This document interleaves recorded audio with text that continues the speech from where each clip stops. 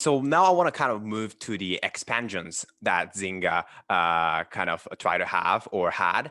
So Zynga, I think, was expanding very aggressively to multiple cities. And one of them, I think, was Tokyo and Japan, Japanese market, right? And from, if my understanding is correct, you led the expansion to the Japan, right? Well, yeah, so what happened was actually we decided to buy a company in Japan. Yeah, and that company was called Uno, and that company was, the CEO of that company was Yamada Shintaro. Yamada-san, Mercalli. Yeah, the Mercalli CEO, and I, as a part of like that acquisition, I came over to help figure out what team we should work with, and then later to help train the team on sort of product management and integrate with the broader sort of Zynga company. And so I came over for just under a year to work with the team. And the goal there was to go and see if we could make progress in the Japanese social gaming market, which at the time was very dominated by Mobage and Gree.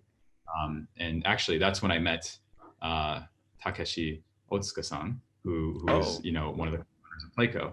I met him 10 years ago, and I knew he was one of the people at Mobage that was behind their hit game Kaito Royale. And I just admired what they were doing so much, and I heard nothing but good things about him. And I knew I couldn't recruit him to Zynga back in those days, but we kept in touch. Finally got a chance to work together many years later. So it's been very exciting for me. Nice. So 10 years of recruitment efforts. Finally, he is a part of your team. Awesome. And so, would you say there's like a big difference between the creation of games in Japan and the one in the United States? Yeah, that's a good question. I feel like every team has a very different way of going about making their games, right? And right. So I haven't had enough experiences across enough teams to compare very, very closely. But I will say that I think, just my opinion, sure. I think that Japan is really great at creating IP.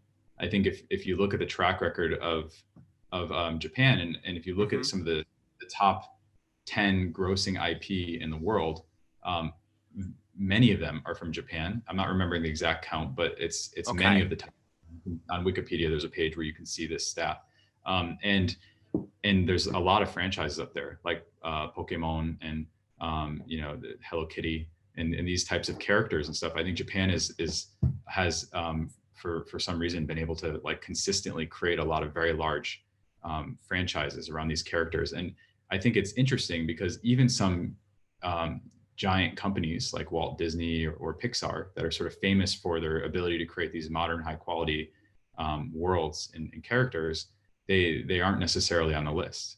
And some of them that are on there are quite old. Like I think Winnie the Pooh is sort of on the list as like one of the American IPs, and it's like a very old IP. And many of the Japanese are actually very more recent, like in the last 20 or 30 years. And so, if I were to just speak looking at the sort of what companies have been able to achieve, I'd say like Japan is probably one of the best countries in the world when it comes to creating those worlds and those characters.